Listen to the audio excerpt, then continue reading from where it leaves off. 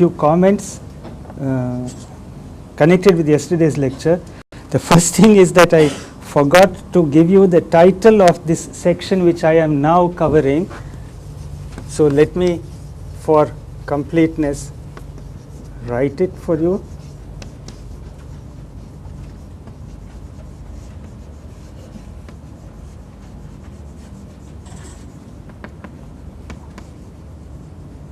This is the title of this section which we are going through now.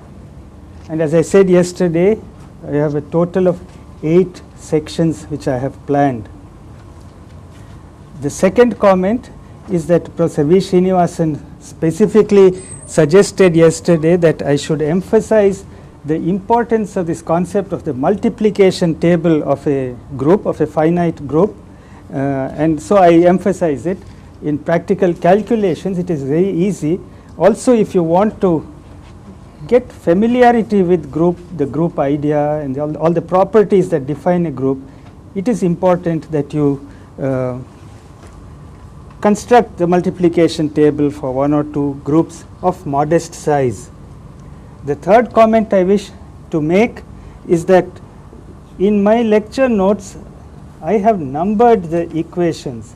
However, it is somewhat awkward for me to display the numbers for every equation I write. At least maybe for the more important equations, I will try and give the number. The fourth one statement is, whenever I can think of it and remember, I will suggest exercises you might like to try. By and large, they will be verification of statements that I make or construction of examples to illustrate statements that you will see on the board.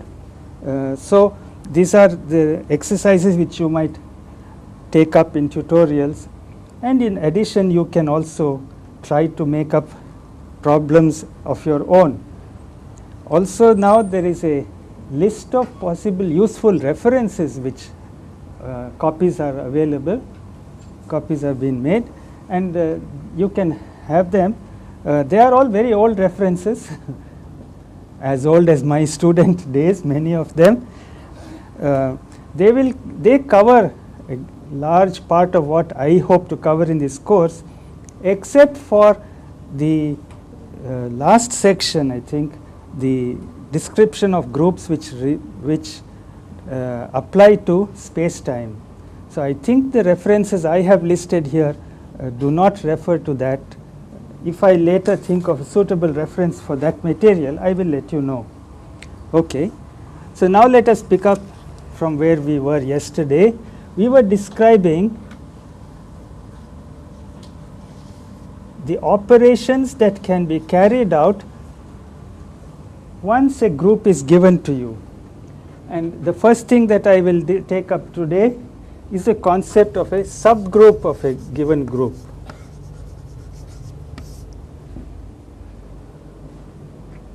Many of these concepts are probably familiar to you, so I can go over them fairly rapidly. When do you say that we have a subgroup of a group? You have to pick up a subset capital H in the group capital G. So G is given, and you will then say that H is a subgroup if the elements in H obey all the properties, all the laws of group structure. Of course, if you take 2 elements in capital H, their composition or their product is determined by the law which is already given in the parent group capital G. So what you have to verify is that if you take any 2 elements in this subset, their product is in the subset, the identity is in the subset, and inverses are in the subset. There is no need to check associativity for a subgroup because it is already given to you at the level of G. Now there is a very beautiful, elegant criterion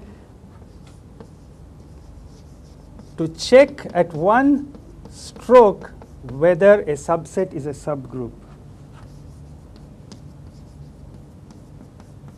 this is a beautiful criterion.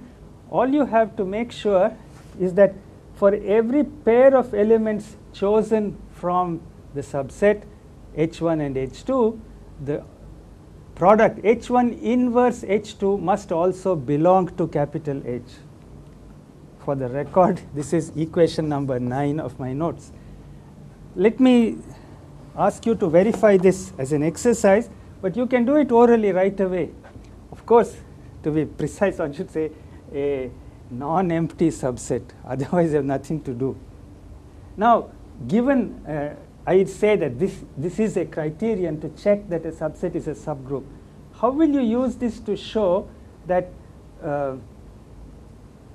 the identity is always contained in such a subset, in such a subgroup? How will you show that? Assume this is not empty. So what will you take for H1 and H2? Take any. So this has to have some element, because I say it's not empty. Take any element. Well, do you know that its inverse is also in H2? You will have to show that. So first what you do is you take an element H, H1 equal to some H, H2 equal to identity. Well, there already I am trapped, isn't it? So anyway, I take H1 equal to H2, equal to some H. And this tells me that the identity has to be in H. Take any element in capital H and choose that element for both H1 and H2. How is H1 inverse determined? It is determined because G is a group. Then you compute this, it's the identity.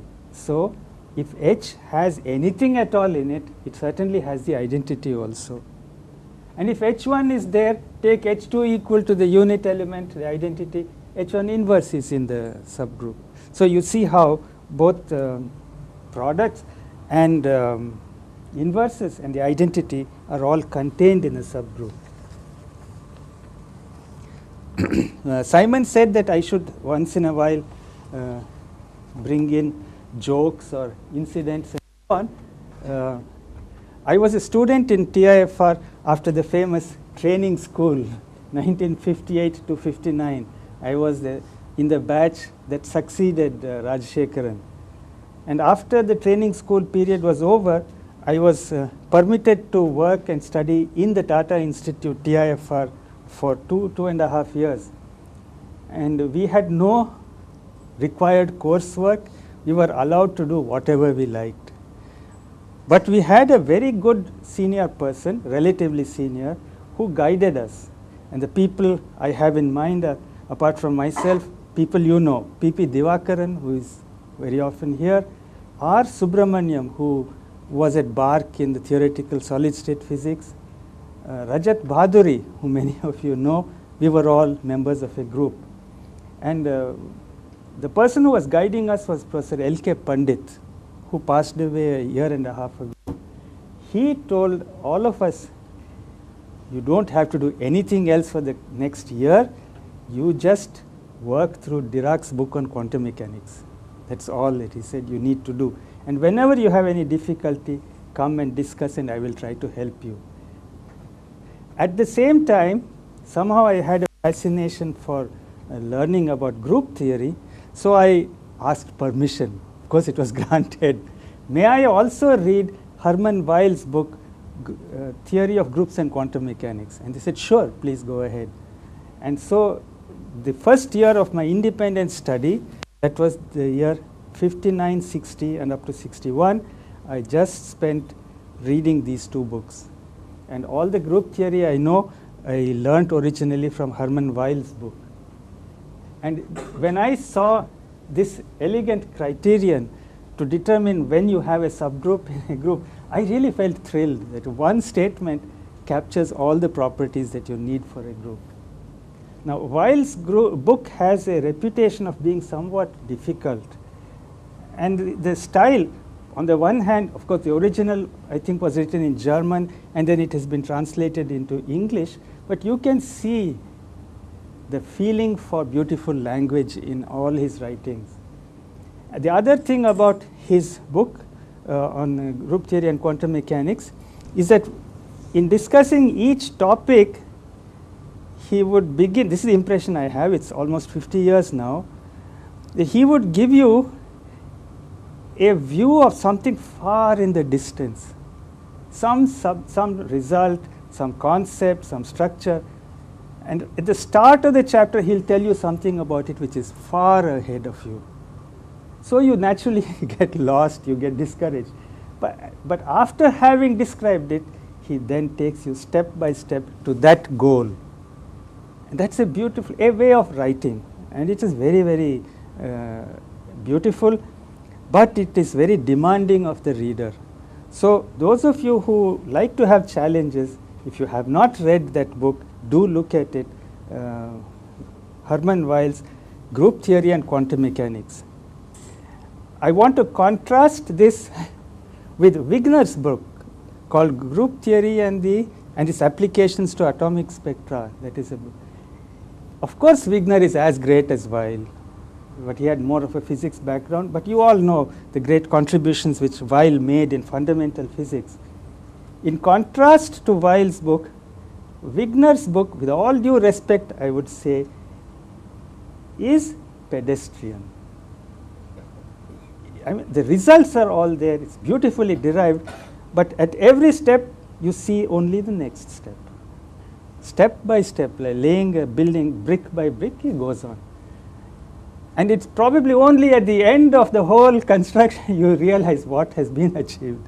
But this Weyl style has a way of giving a view of the landscape from a great height right at the beginning. If you are not mature, you will not grasp much. If you get some idea, then you see that the steps taking you to the goal are really very beautiful. Okay, so this is, by the way, it was not a joke, it's a serious matter, but there is some beauty in it, some harmony, so I mention it. So let me look at some examples of subgroups in a given group. Suppose these are exercises for you to do.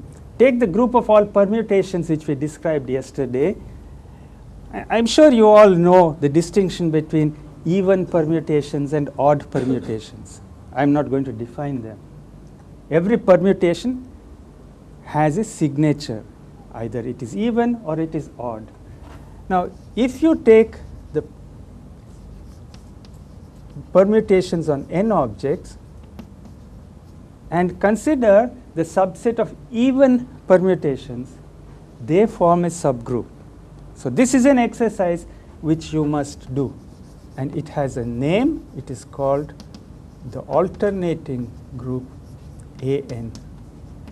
How many elements do you think there are in this subgroup AN? Sn has n factorial elements. How many permutations are even and how many are odd? Any guess, anybody? Half are even, half are odd. So the order of the alternating group is 1/2 of n factorial. Sn minus 1 permutations on n minus 1 symbols, leaving one symbol alone, is also a subgroup, obvious. In how many ways can you embed Sn minus 1 in Sn? N ways. So there are so many subgroups which are of the same structure. Another example, I will not even write it down. You take the rotations in 3 dimensions, and imagine all rotations about a fixed axis. So you don't alter the axis, but you consider rotations by 1 degree, 2 degrees, 3 degrees, half, quarter, all possible rotations about a fixed axis. They are a subgroup. All right? So these are all examples of subgroups. Here's another example which is available for every finite group and any element in a finite group. Take any element A in the group and form this sequence. The identity, then the element A, then the square of A. What does it mean? A composed with A. And the cube, A composed with A squared, which is the same as a squared composed with a, which we can write as a cubed. So let me write that one also, and so on.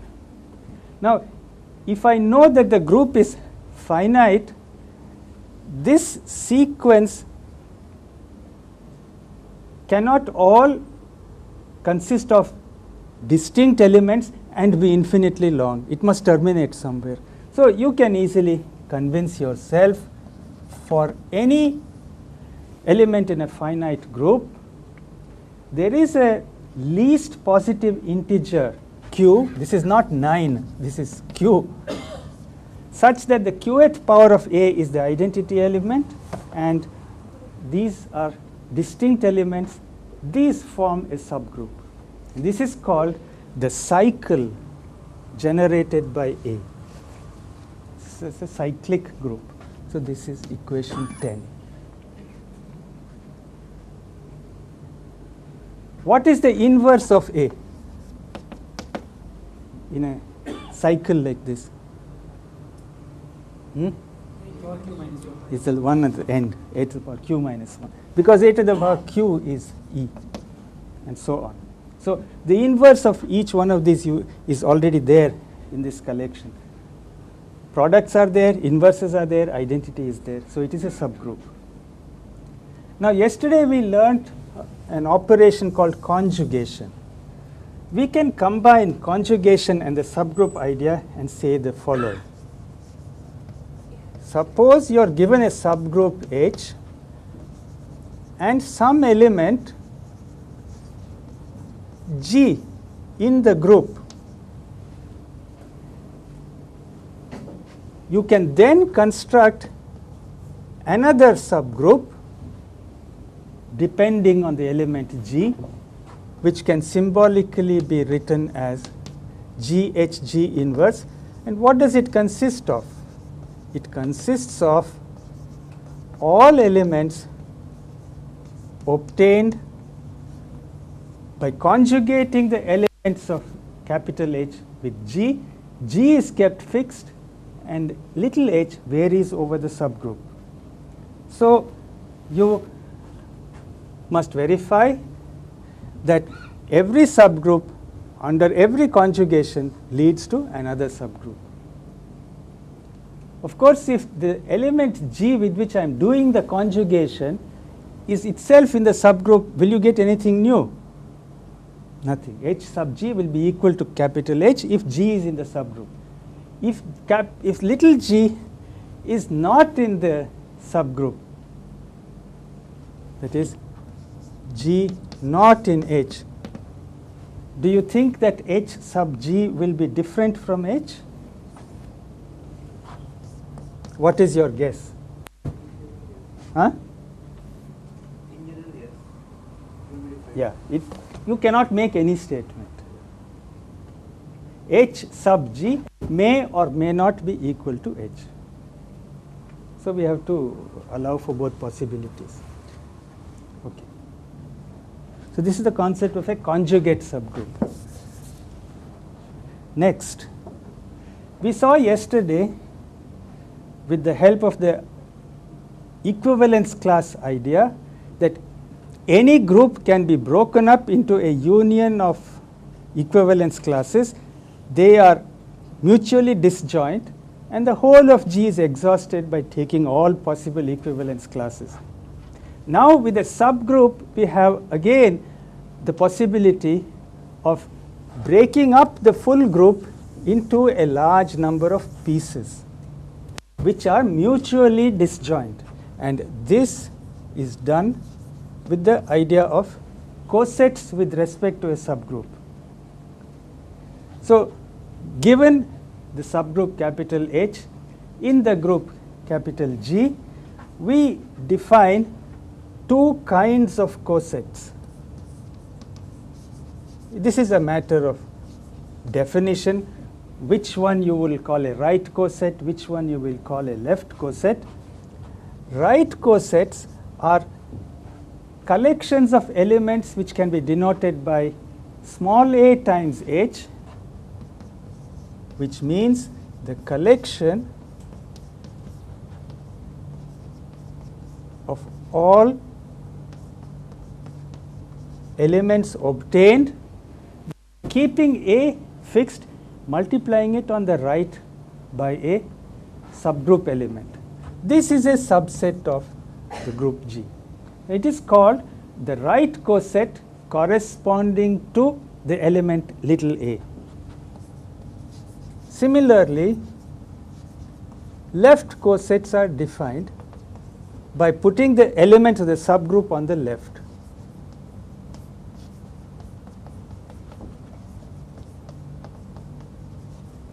This is also for each a subset of the group G. It is easy. Now this is an exercise. Please write it down. I will not write it. I will describe it. Here are the things I want you to check to prove. Every right coset is completely determined by any element in it. Take any element in this coset, you can generate the entire coset. It does not have to be A, it could be any other element in this set. Similarly, every left coset is completely determined by any one of its elements. That is the second property. So what is true for right cosets is true for left cosets. Next property. If you take two right cosets, let us say A times capital H and B times capital H for some A and some B, either the two cosets are exactly the same or they have nothing in common. This is exactly like what you had for equivalence classes. Two right cosets either coincide completely or are completely disjoint. Prove this. Again, two left cosets, either they are completely identical or they have nothing in common. There can be no such thing as a partial overlap of two right cosets or of two left cosets. So now you can see that the group G can be written as a union of left cosets, or if we like, as a union of right cosets. How do you know? This is a trivial question. How do you know that every element of G is surely going to lie in some right coset? How do you know that? I'm asking a trivial question, but I'd like you to answer it. Correct. So every element lies in its own right coset or in its own left coset. The whole group can be expressed as a union of distinct or disjoint left cosets, equally well disjoint right cosets. But there is one property of cosets which is different from what we saw for equivalence classes yesterday. The number of elements in a coset is always the same. How many elements are there in this coset, little a times capital H? Exactly the number of elements of capital H, because if I take H1 and H2 distinct from each other, AH1 can never be equal to AH2. So every left coset and every right coset has the same number of elements, namely the order of the subgroup. So this immediately leads to Lagrange's theorem. Number of cosets of either kind distinct from one another equals the order of G divided by order of H, and this has to be an integer. So this is called Lagrange's theorem.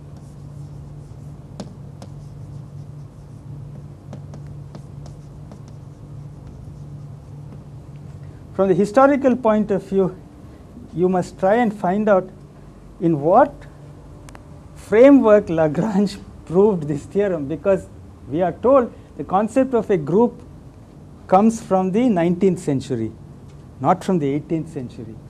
It came after the work of Galois, etc., etc. But this theorem is called Lagrange's theorem. So exercise for you to find out from the history of the subject in what language, in what framework did Lagrange show this result. Now, for a general subgroup, therefore, the group capital G breaks up in two different ways into pieces, into right cosets on the one hand and into left cosets on the other. And if you know nothing else about the subgroup capital H, you must be prepared to accept this set of objects is distinct from this set. Left cosets in general will not be right cosets and vice versa.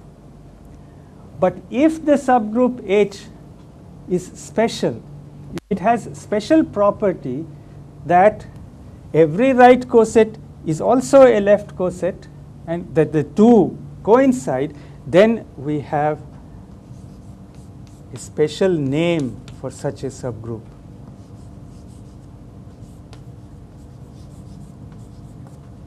Then we say H is a normal, or it is also called an invariant subgroup.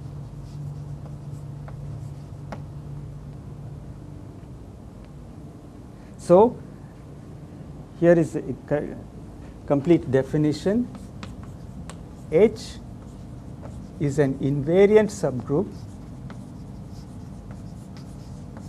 means or implies and is implied by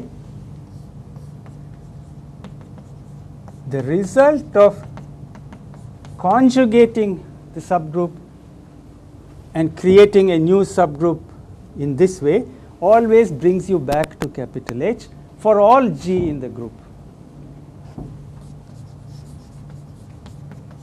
So, for an invariant subgroup, conjugation does not lead to anything new. You always keep coming back to capital H itself. Let me backtrack a little bit, go back to cosets and clarify one point.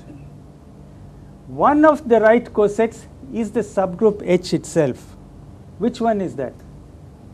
Corresponds to A equal to E or any element of H. That's also good enough.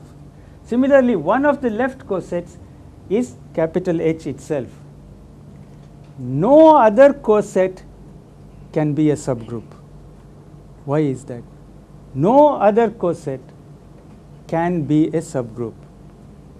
I say if A is not in capital H, this coset cannot be a subgroup. Why is that? Simple reason. Huh?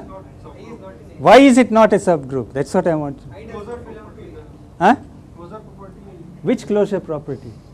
Group closure property, because you are taking the element from the group, and when you have to operate any element from the H, so it will go to the G, not from the H. Yeah, that's what we expect. How do we know? Of course, we are always within G. That is the total sphere of operation. You cannot go outside G. But give me one simple clinching property to show identity is not there. The only way you could get identity here is if little h was A inverse. But if A is not in capital H, A inverse is also not there. So you can never in this collection encounter A inverse here. So you will never encounter identity here. So all of you had the answer. I wanted it to come out. So in the case of a general, in the case of any subgroup, except for what we call the identity coset, which is the subgroup itself, all the other cosets are just collections of elements. They are not subgroups. So this is just an aside, going back to the subgroup coset construction. Now I state a very important theorem. If you have a subgroup which is a normal subgroup or an invariant subgroup, then something very significant can be done. And what is that? You can construct a new group called the factor group, or it is also called the quotient group. And it is written as G divided by H. And what are the elements of this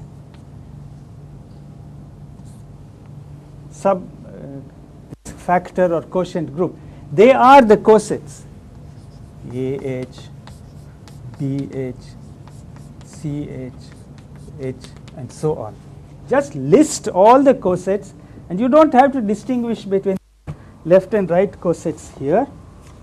And you must check that a perfectly meaningful law of group composition can be defined for these cosets.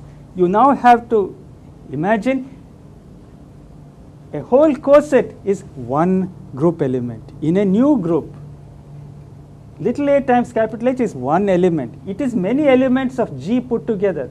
It is as a collection to be thought of as one element of a new group. And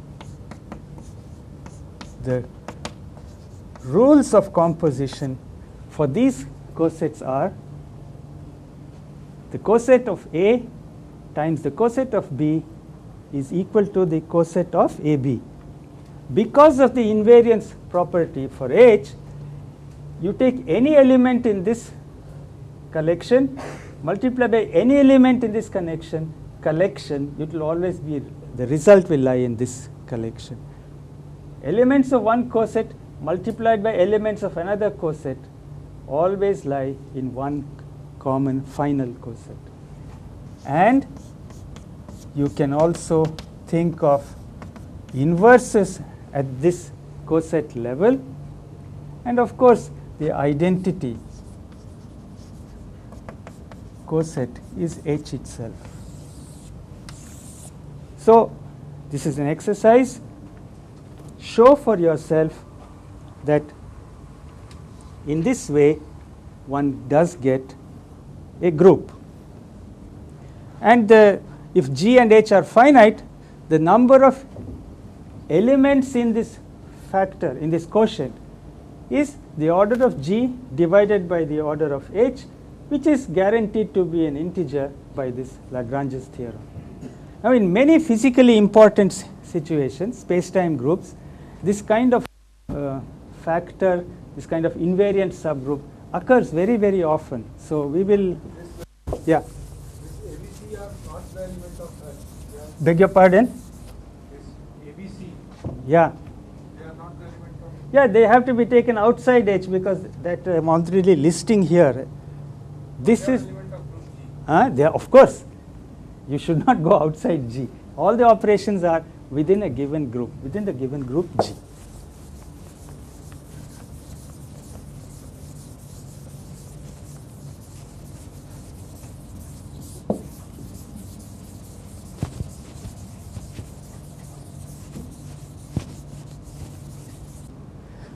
All right. So this is the construction of a factor group given an invariant subgroup. And let me now describe for any G two examples of invariant subgroups. Again, I will be rather brief and leave the details to you to work out. The first one is called the center of G. It is usually written as capital Z, and it consists of all elements of G which have this property that they commute with all elements of the full group. Consists of all elements little a in G with the property that AB is equal to BA for all B. So convince yourself that this is a subgroup. This is defined as a subset, a collection of elements of G having a certain property. Convince yourself that it is a subgroup. And what kind of subgroup will it be? It will be abelian. Because if A1 and A2 are there, they themselves have to commute. So this is going to be an abelian subgroup. It is also an invariant subgroup by very definition. Because take any G and construct G inverse. It is equal to A because A is in the center. So it is clear that this Z is an invariant subgroup. This is one example. This is a trivial example. So of course you can go ahead and form the quotient G over its center and so on. That's a very common step which is done. This is one example. And I give the second example, which is a little more involved. And it has a name. I will describe it briefly. It is called the commutator subgroup of G. Now, this construction involves 2-3 steps, and it is as follows. Given any two elements in the group, we define what we call the commutator of A and B, and it is equal to A inverse B inverse.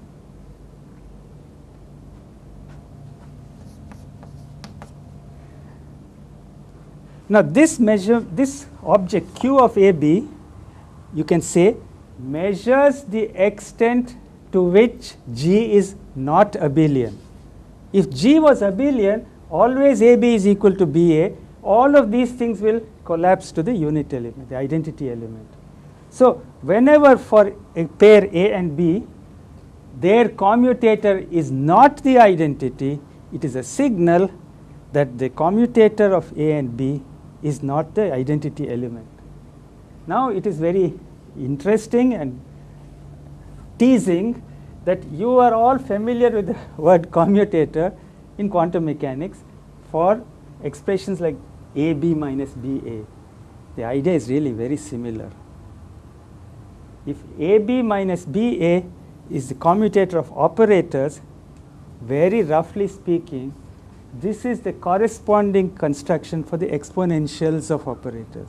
And we will see this in detail much later.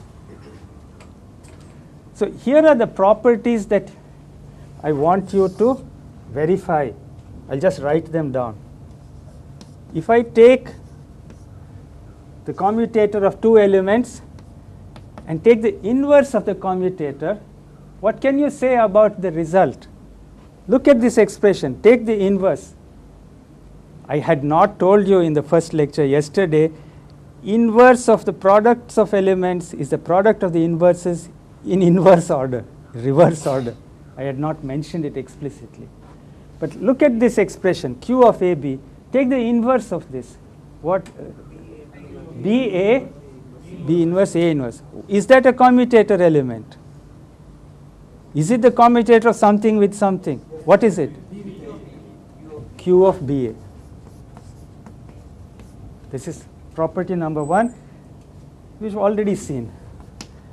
What happens if you conjugate a commutator element? Take this, put C on the left, C inverse on the right. You can keep sprinkling C's and C inverses between A and B, B and A inverse, and so on. This is also a commutator element.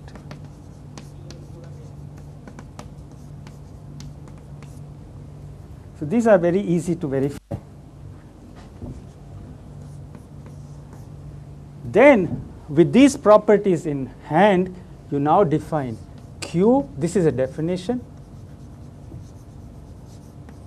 commutator subgroup of G, and it is defined to be all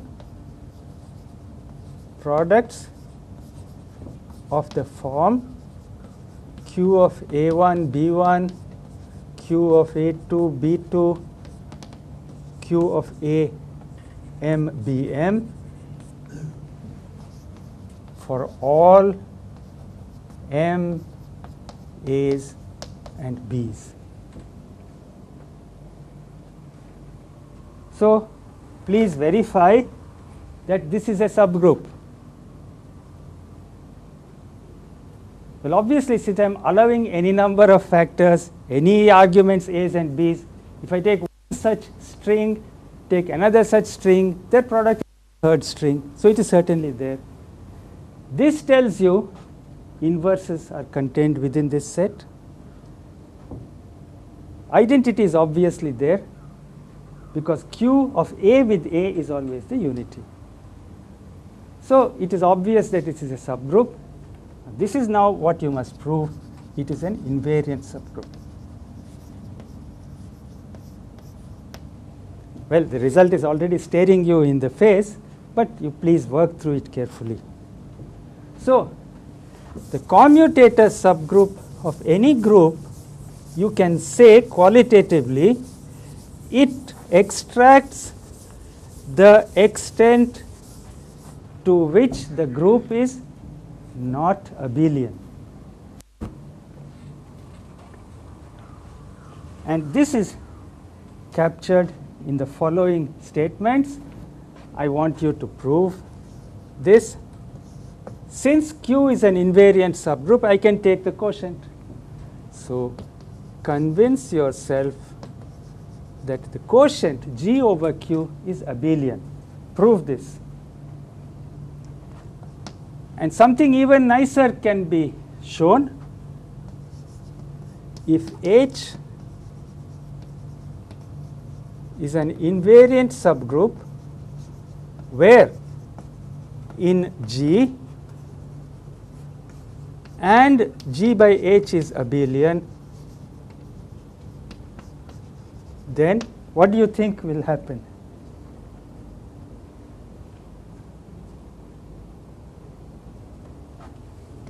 H contains the commutator subgroup. So this is a non-trivial, not difficult, but it is not trivial. Please do this. So here is a definition, second example of an invariant subgroup for any group, the commutator subgroup. So you can see the two examples I have chosen are sort of at the opposite ends of a spectrum. Here we are trying to see to what extent are things abelian. The center picks out all those elements which commute with everybody. The commutator subgroup tries to find out to what extent is G not abelian. Okay, these are so two significant examples in this spirit. And so this is to be proved by you.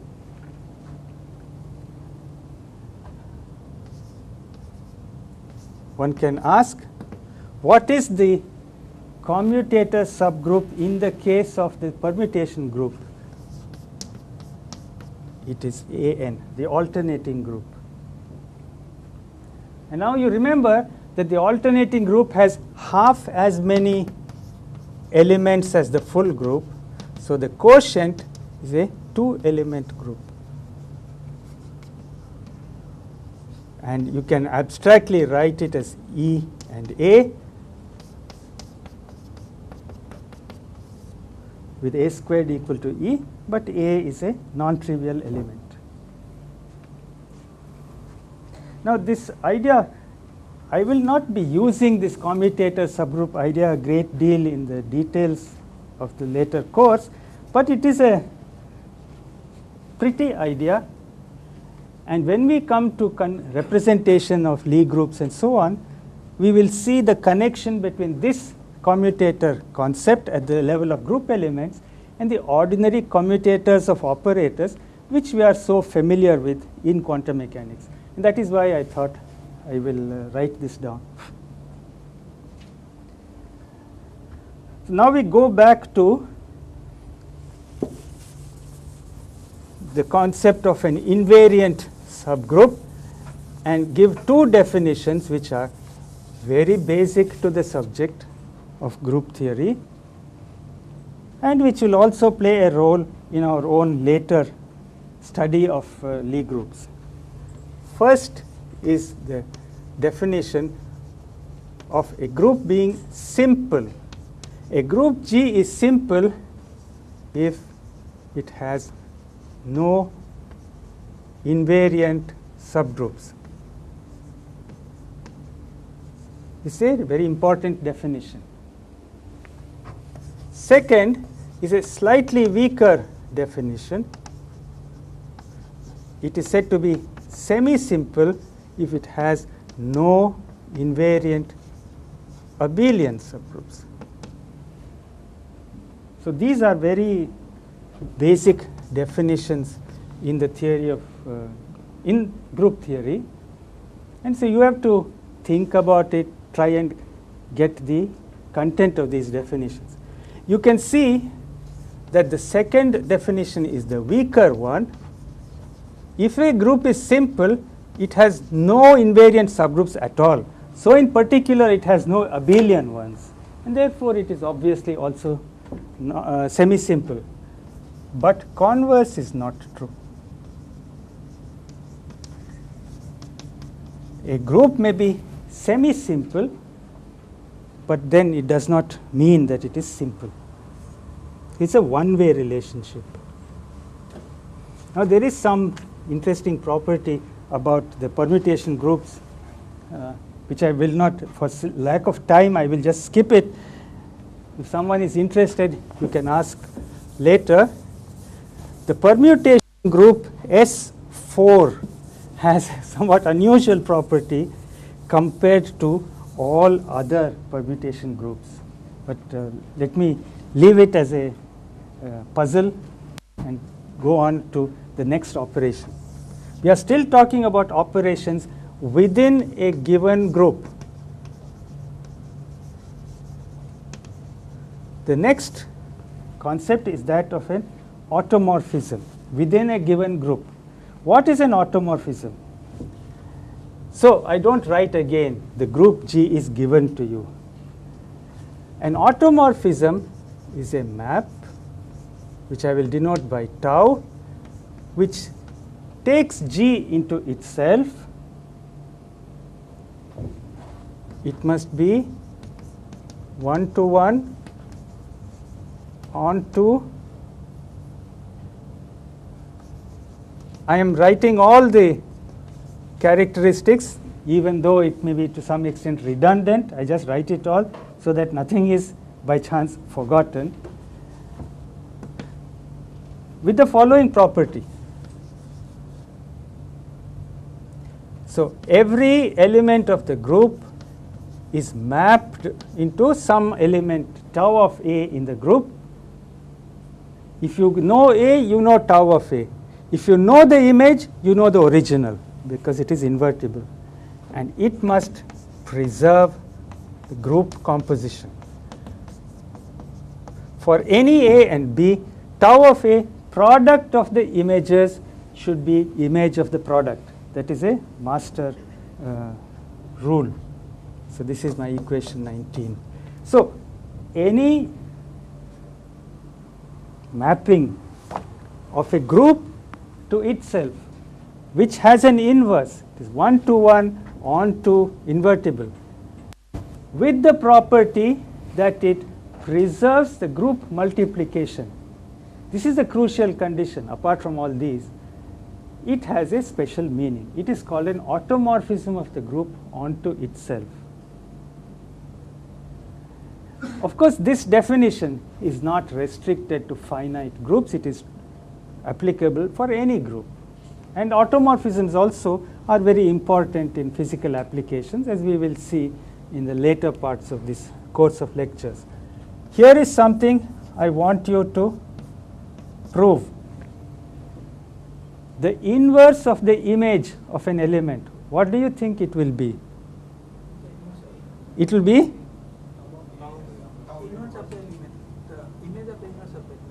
Image of the inverse. Yeah, tau of A inverse. Prove this. Okay, it's an exercise. It's not difficult, but prove it. Okay. Also, you must prove in an automorphism, the identity always goes into itself. There's a trivial way to show this. Starting from here. Can you see a trivial? B is equal to E. Huh? B is equal to E. B is equal to E. That is good enough. So you will get this. Now, there are certain automorphisms which are already given to you. You don't have to hunt anywhere for them. Take any group element and keep it fixed and define conjugation by G on every element A. Each A is taken into an image by conjugation. Prove, check, convince yourself this conjugation has all these properties. Again, very, very simple, but I must ask you, if it's new to you, to please do it. Such automorphisms arise from within the group itself by group composition with G on the left, G inverse on the right. So they are given a special name, inner automorphisms.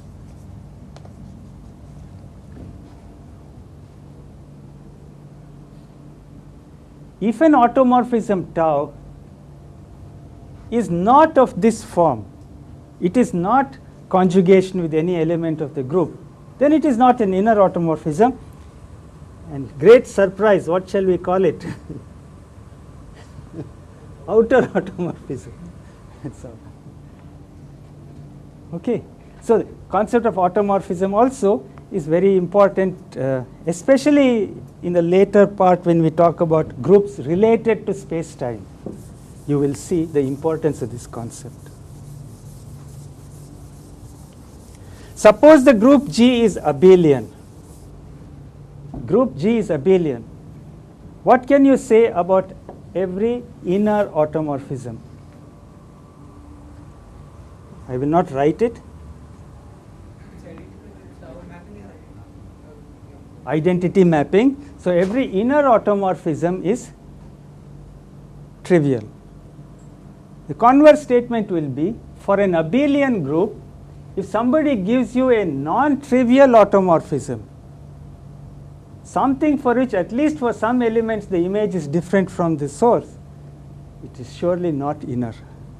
Every non-trivial automorphism for an abelian group is necessarily outer. Okay. So this concludes our look at the operations you can carry out once a group is given to you. And we have seen several operations, and I just repeat them very quickly. The concept of conjugation, concept of a subgroup, cosets, invariant subgroup, factor group. These are all the things we have looked at. And what else? Automorphism, inner and outer. So I am not writing it here. If an automorphism is not inner, it is outer. And so you can say generally outer automorphisms are really non-trivial. They come from outside the group, from whatever source. They are not generated from within the group itself. Yes? Why one clause correspondence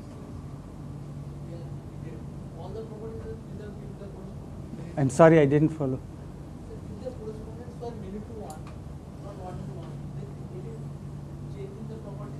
We will come to it in a moment. When we talk of homomorphisms, we will come exactly to that.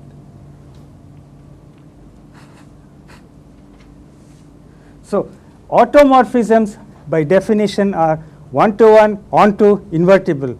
I don't have to say all these things, first to imply the third, but I like to play it safe.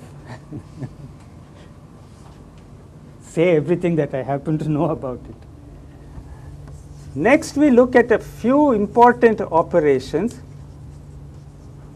involving, let us say, two groups. What are the interesting constructions that you can carry out? Well, turns out there are 4 useful and important constructions, and let me try to complete all of them now. So there are 4 of them. First one is the concept of a homomorphism. So what is given to you?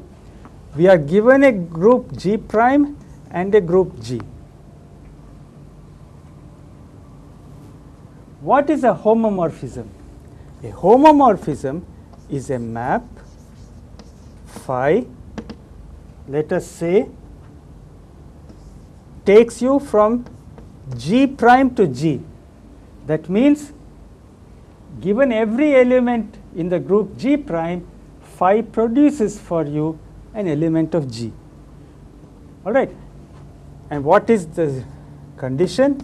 Such that the same thing, products of images are equal to images of products.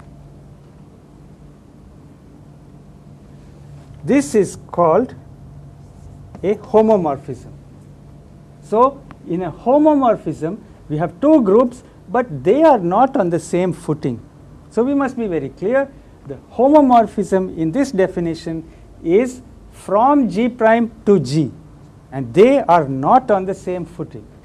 Phi is a map which gives you for every element of G prime an image phi of A prime. The key condition is group multiplication or composition in G prime must be carried over by phi into the multiplication operation in G. Or we say, as before, product of images must be equal to image of the product. Of course, what is the multiplication law appearing on the right hand side of this equation? Multiplication law where? G prime. What is occurring on the left? It is in G. So, this is a condition that the two must respect each other. Now, here are things which you can very easily prove, and so I will just write them. If you have a homomorphism, the image of the identity in G prime has to be the identity in G. The image of an inverse of an element in G prime is the inverse of the element image itself. And now you invent this notation phi of G prime. What does it mean? It means you collect all the elements in G which you get as phi of A prime for all possible A prime in G prime. That is, you run over the element, the group on the left. For every element here, you pick up its image here. The result will be something in G, some subset. This is to be proved. It is a subgroup.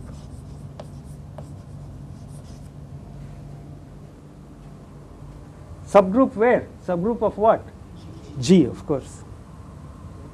So, one of you just asked this question for the automorphism, why this one-to-one, onto, etc. So, you can see that those conditions are not being employed, not being insisted upon here. In a homomorphism, what is true is that for each A prime, its image under phi must be well defined. It must be some definite element in G. There must not be any ambiguity about it. But we are not saying that distinct elements in G prime should have distinct images. We are not demanding that. So, that one-to-oneness is gone. We are not even demanding that it has an inverse.